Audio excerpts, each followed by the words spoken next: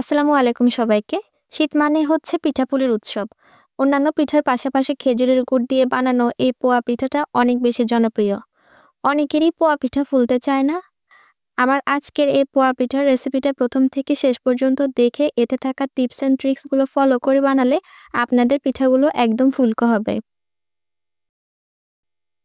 পোয়া পিঠা বানানোর জন্য একটা মিক্সিং বোলে নিয়ে নিচ্ছি ১ কাপ চালের গুঁড়া।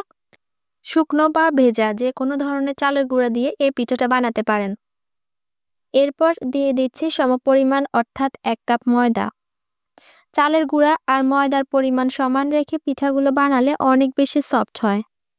এখানে অ্যাড করে দিচ্ছি 1/4 কাপ ফ্রেশ নারকেল কোড়া আর হাফ কাপ পরিমাণ খেজুরের গুড়। আমি এই গুড়টাকে আগে থেকে জাল করে গলিয়ে নিয়েছি। এখন সবকিছু একসাথে ভালোভাবে মিশিয়ে নিচ্ছি। এই মেশানোর কাজটা আপনারা চাইলে হাত দিয়েও করতে পারেন।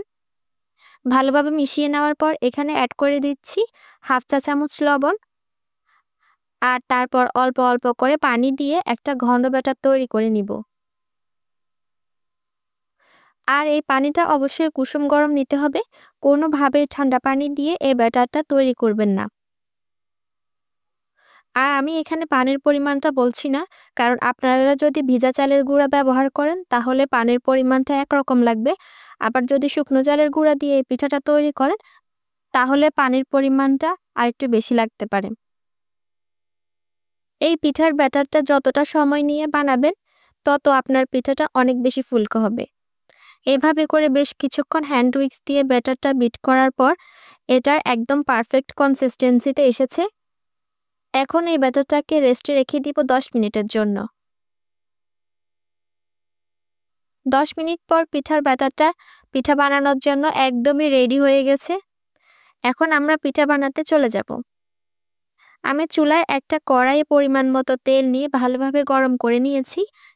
আর সবগুলো পিঠা একই সাইজের করে বানানোর জন্য আর অনেক বেশি ফুলকো করার জন্য স্টিলের ছোট একটা ঢাকনা নিয়েছি। এটাকে ভালোভাবে তেলের মধ্যে দিয়ে গরম করে নিয়েছি। আর এখন এটার মধ্যে দিয়ে দিব পরিমাণ মতো পিঠার ব্যাটার। তাহলে সবগুলো পিঠা একই সাইজের হবে। এখন এই ঢাকনাটাকে তেলের মধ্যে ছেড়ে দিব। আর কিছুক্ষণ পরই দেখা যাবে পিঠাটা ফুলে উপরের দিকে উঠে এসেছে। এভাবে পিঠা বানানোটা খুবই সহজ। নতুনরাও চাইলে এভাবে ট্রাই করে দেখতে পারেন। দেখবেন প্রথমবারে আপনার পিঠাগুলো অনেক বেশি ফুলকো আর সবগুলো পিঠা একই সাইজের হবে। একটা পিঠা বানানো হয়ে গেছে। আপনারা চাইলে এরকম একটা একটা করে বানাতে পারেন। আবার চাইলে এরকম 2-3টা পিঠা একসাথে করে বানিয়ে নিতে পারেন। পোয়া পিঠার জন্য ঠিকঠাক মতো ব্যাটার তৈরি করতে পারলে আপনার পিঠাগুলো একদম সফট আর এরকম ফুলকো হবে। আজকের এই পিঠার রেসিপিটা যদি আপনাদের কাছে একটু হলেও ভালো লেগে থাকে তাহলে আমার চ্যানেলটি অবশ্যই সাবস্ক্রাইব করে রাখবেন। তো এভাবে করে আমি সবগুলো পিঠা বানিয়ে নিয়েছি। আমি একটা পিঠা আপনাদেরকে একটু ছিঁড়ে দেখাচ্ছি। দেখুন পিঠাটা কত বেশি ফুলকো হয়েছে।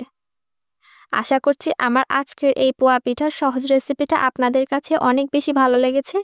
ভালো লাগলে অবশ্যই ভিডিওতে একটি লাইক দিবেন, আপনার বন্ধুদের কাছে শেয়ার করবেন। সবাই অনেক বেশি ভালো থাকবেন, সুস্থ থাকবেন। আল্লাহ হাফেজ।